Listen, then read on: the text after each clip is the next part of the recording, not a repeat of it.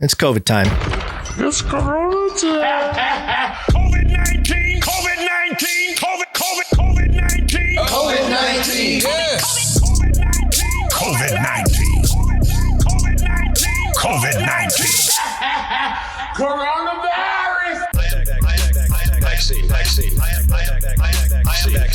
Vaccine. Number one way. You know, the one thing that happens when I'm left to my own devices on Canary Cry NewsTalk, I feel like I yell at you guys more. I don't have an opportunity to yell at our listeners, viewers, but maybe I'll just start doing that more often. I'll just look directly at the camera and just, hey, pay attention. It's COVID time. All right. We got a story here from politico.eu. And the headline here, Pfizer CEO pulls out of testifying to EU Parliament COVID panel. Oh no, what happened? Yeah, we're staying on YouTube because, it's only one COVID thing. I don't think we're going to make any horrible claims or anything like that. Not that we do, Susan.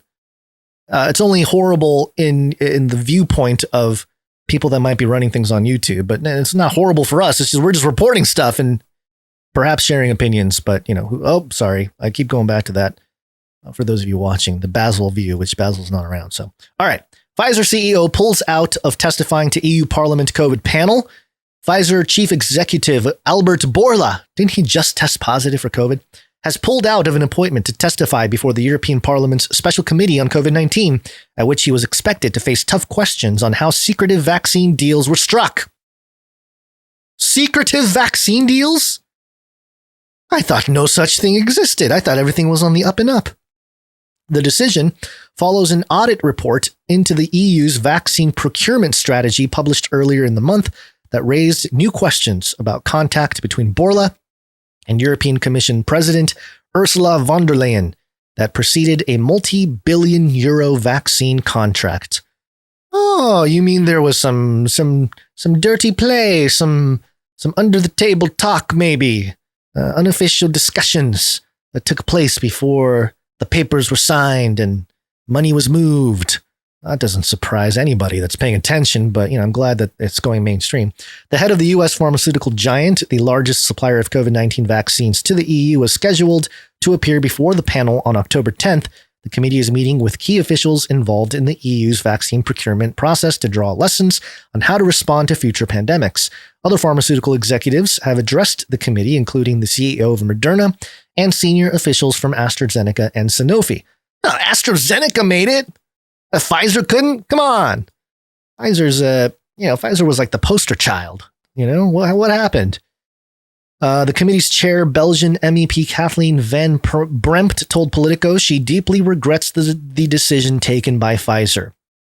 Now, again, last week we heard about Bourla testing positive, and I'm wondering if that was a sort of PR attempt to create empathy or sympathy, more so. Sympathy for Bourla. The only play they have is, he tested positive, and everyone can go, oh, poor guy tested oh. But that's not what happened. Nobody was feeling sorry for the Pfizer CEO getting COVID and, obviously still pushing boosters and stuff. But he's also pulling out of this really important EU Parliament panel that, scrutinizes some of the activities. And that's not a good look either. But I also think maybe this is part of the grand reset, the great grand reset, whatever you want to call it, is to create so much pressure in lack of transparency, in lack of public support of contracts and things of that nature, so as to push society into a more technocratic, decentralized system where people feel like they have a voice again. They have a vote. Oh, I'm voting on Twitter. Elon hears me, to more of a decentralized money or some kind of smart contract system, because it really is going to create a more democratic system. Doesn't mean it's going to be good. Doesn't mean it's going to create more freedom. It's just a different system that the central authorities can't outright control. There are other control mechanisms involved, and we can discuss that as things unfold and move towards that technocracy even more. But that's what I see when I see the story, is that hey, the old system, it just doesn't work anymore. There's too many problems. It's just it's not going to work.